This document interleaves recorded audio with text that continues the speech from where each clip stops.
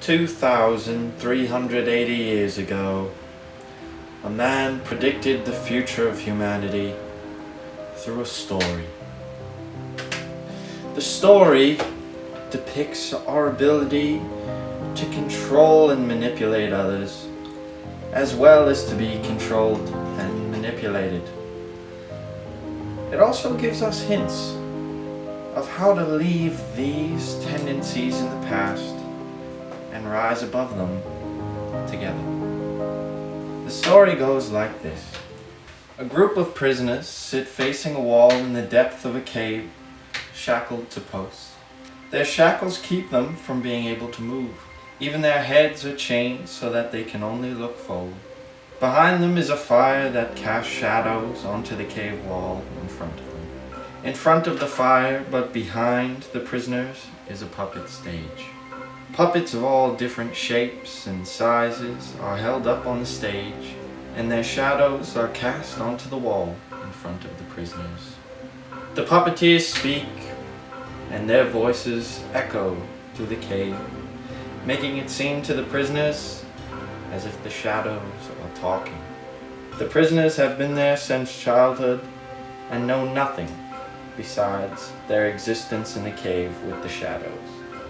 To them, the shadows are the truth. In a modern interpretation of the story, the shadows represent the false information frequently displayed by those in positions of power. The prisoners represent people like you and like me, who grew up, for better or worse, in a cave created by the beliefs, thoughts, and actions of those who came before us, and those who perpetuate those ideas to this day.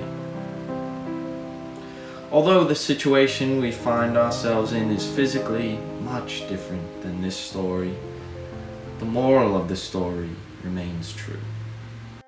A group of unknowing prisoners sit trapped in the absorbing cushions of their couch, unable to move their eyes from the figures displayed in front of them. The Allegory of the Man Cave.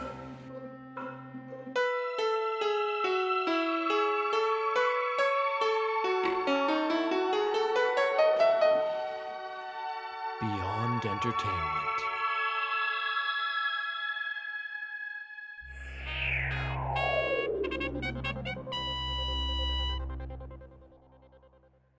This new cave, built by the disconnected over-connectedness of modern society, creates a new kind of prison. One that is not physically held in shackles, but instead whose mind is easily trapped in an endless cycle of media, brainwashing them into thinking they are alive without moving and experiencing the world without taking a step outside the illusory comfort of the cave. It is not the prisoner's fault that they find themselves in this situation, for the algorithm of the cave feeds them exactly what they want to see, exactly what is most likely to keep them in the cave. The algorithm of the cave fills the chamber with echoes, most frequently showing the prisoners the things they most strongly agree with. A byproduct of this is that the prisoners construct their own individual realities in which they interact with the majority of others who believe exactly what they do. Rather than learning to find value and common ground within these relationships to those who have differing viewpoints, those who stand in opposition to the echoes are demonized.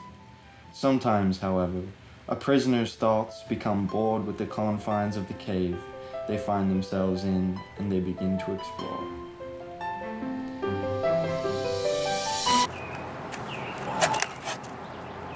Oh, it's way too bright out here, dude. What?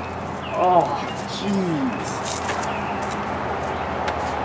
It is always more comfortable to maintain the status quo, rather than pushing the boundaries of what is known.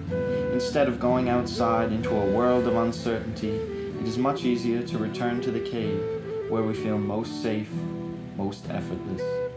Sometimes we cannot make this journey to the outside alone. Sometimes we need an educator to guide our hand and pull us out into the beyond. Oh, bro, did you hear that? No, I didn't hear anything. I can't see, is this what it's like to be free? Questioning all of the things that I've seen, unsure of what it could mean to be me. I'm so lost, tossed out at sea. This is the start of new beliefs. I was complacent, gave into the bro code. Now my eyes adjusting, I see what I came for. Why was I complaining, cause I'm straight mind blown. Yeah, this world amazing, it feels like I found home, yeah. This life feels like HD. I cannot believe I used to use a small screen to observe the love and light that's all around me. Now I'm thankful for this natural bounty. Blind, but now I do see the truth that's around me. I feel whole, complete. I've been born again, new me. Once we recognize the beauty of the beyond and have experienced what living really means, one cannot help but think back to the cave. Now adjusted to the outside world, one finds that the things they used to care about inside the cave mean very little. The actions that gave us purpose, the competitions and rewards, the things that would bring us short-term pleasure, have far less power over our minds. Though enjoying their new life, those in the beyond feel a duty in their gratitude of being brought outside. A duty to those still existing solely in the cave. The people who are still trapped without knowing it. Those outside feel no choice but to go back in and help the others out of the cave. Entering back into the cave will prove just as difficult as leaving. One's eyes, values, and mind are adjusted to the light. Whether going from darkness to light or light to darkness, one needs time to adjust. Upon returning to the man cave, one who ventured from the light back into the cave will seem a fool, unable to perform well in the trials of the cave.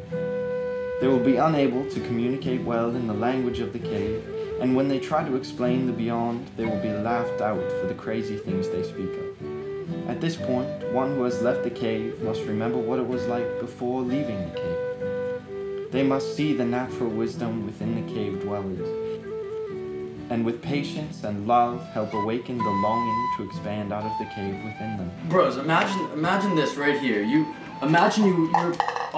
We have drinking games, right?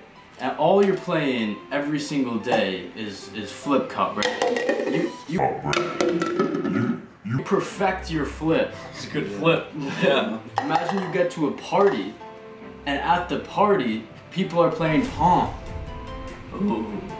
And all you've been doing is practicing flip cups, so then you get there, and everyone's just destroying you at Pong, and you're like, I didn't even know this was a game.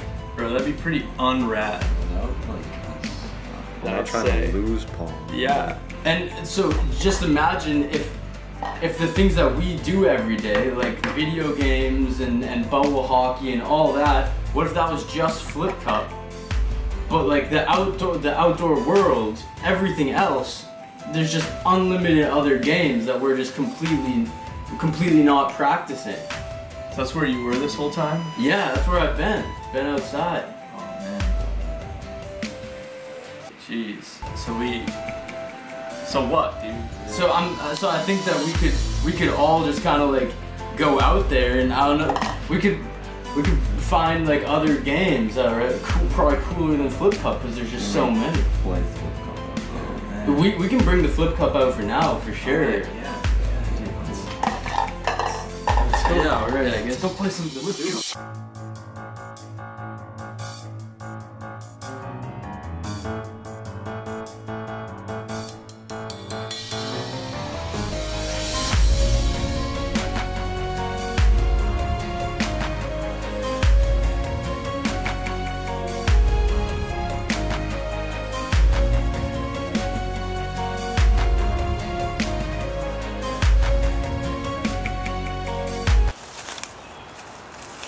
Bro, What are you doing? we're out in nature. I'm just checking Instagram.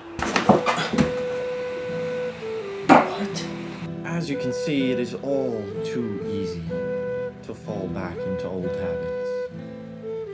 However, technology itself is not at fault here. After all, we humans are the ones who created it. The technology and media that trap us, it can be used to broaden our perspectives and work together towards bringing true knowledge to masses of people.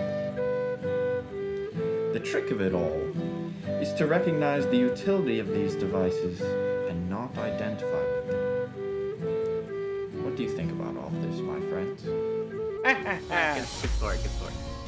Well, I feel as though it is important to diversify the sources of information one is consuming on these devices.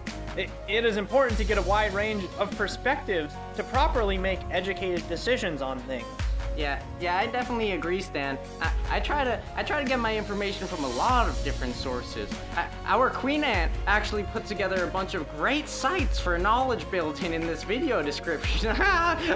She's just the best. Having women in power is one of the biggest ways we ants keep from falling into disarray.